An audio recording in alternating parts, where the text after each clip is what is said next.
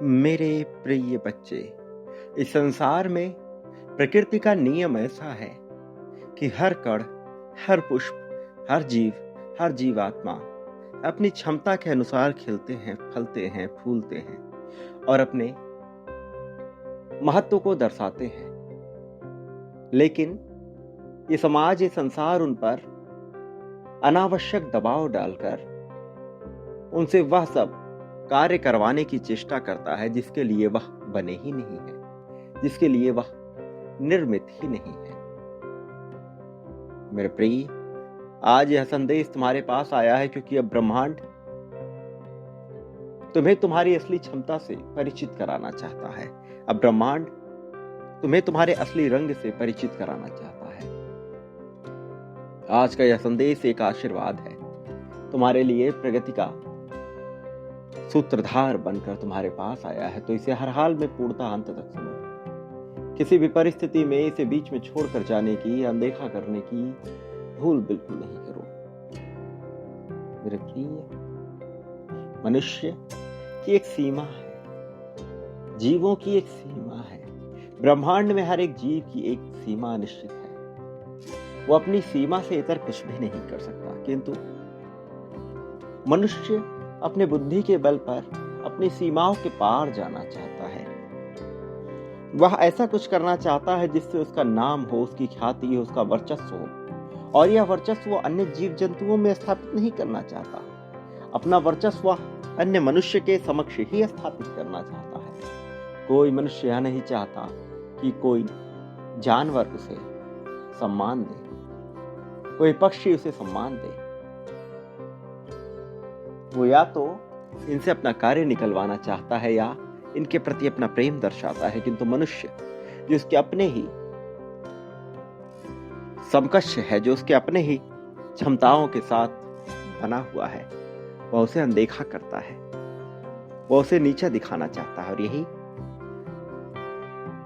से उसकी विडंबना शुरू होती है, क्योंकि अब उसके भीतर एक भ्रम पैदा होता है, एक जाल उत्पन्न होता है। यह भ्रम है उसका अपने ही प्रति, यह जाल है उसका अपने ही प्रति, और वह इस भ्रम, इस जाल से पूर्ण रूप से मुक्त भी नहीं हो पाता, उलझ जाता है।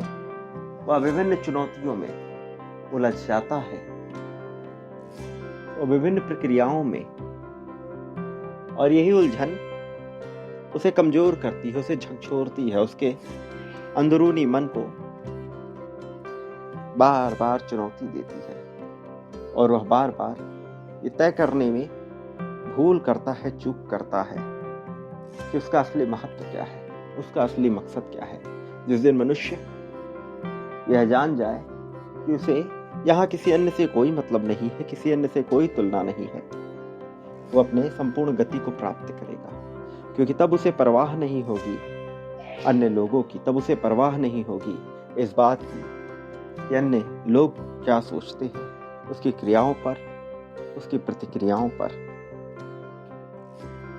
वह भयमुक्त होकर जीवन जीना प्रारंभ करता है।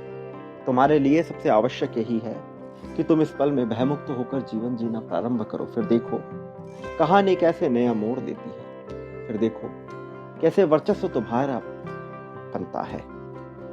आज चुनौती ये नहीं है कि तुम कितने महान हो जाते हो, चुनौती ये है कि क्या तुम अपने आप से जीत पाते हो। और मैं यहाँ हूं तुम्हारी इसी सहायता के लिए, ताकि तुम विजय पाओ अपने आप पर, विजय पाओ हर उस चुनौती से जिसने तुम्हें बांधे रखा है, रोक रखा है, जिसने बेड़ियां जकड़ दी हैं तुम्हारे ऊपर। मेरे प्रिय, ये संदेश एक आशीर्वाद है। इससे निकलने वाली एक एक ऊर्जा तुम्हारे भीतर, तुम्हारे नसों में विजय की तरंगे बहा रही हैं। तुम देख पाओ या ना देख पाओ, किंतु यह घटित हो रहा है। तुम्हारी कहानी लिखी जा चुकी है।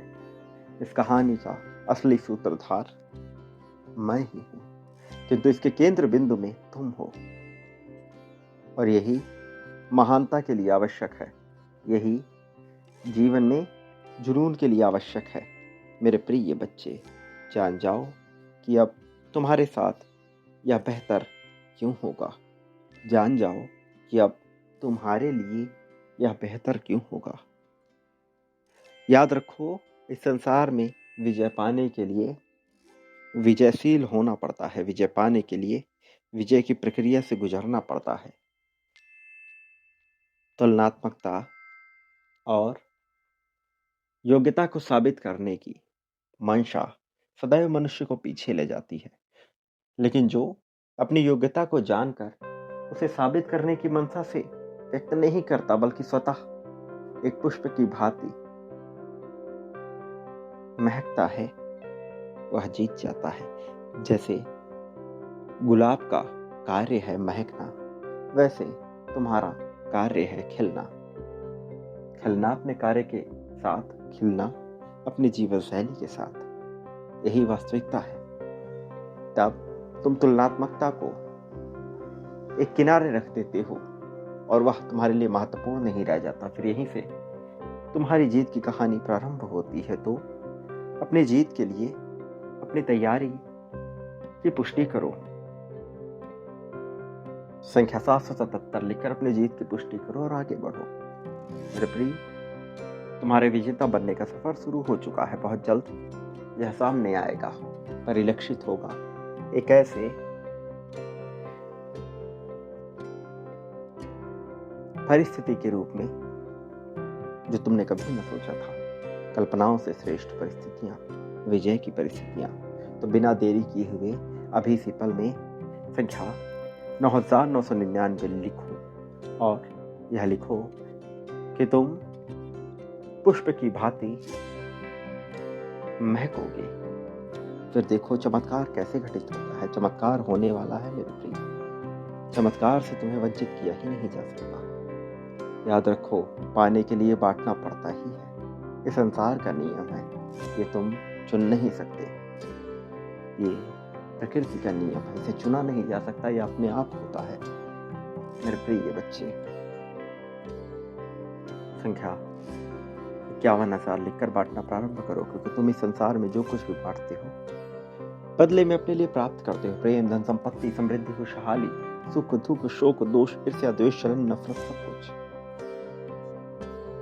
ये चयन की बात है, तुम क्या बांटोगे। जो तुम बांटोगे वह पाओगे, यही शाश्वत सत्य है।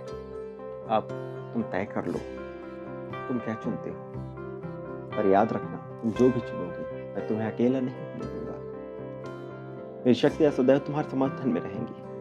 हर परिस्थिति में मैं तुम्हारे साथ रहूंगा। मेरे आने वाले संदेशों की प्रतीक्षा करना, मैं अवश्य आऊंगा तुम्हारा मार्गदर्शन कर, तुम्हें जीत दिलाने, जीत की राह में तुम्हें सर्वोत्तम ऊंचाइयों तक लेकर जाने के लिए। सदा सुखी रहो, तुम्हारा कल्याण हो, तुम्हारी प्रगति हो, तुम्हारी उन्नति हो। प्रगति निश्चित तौर पर होकर रहेगी मेरे प्रिय। सदा सुखी रहो, कल्याण, सोत प्रोत होते रहो।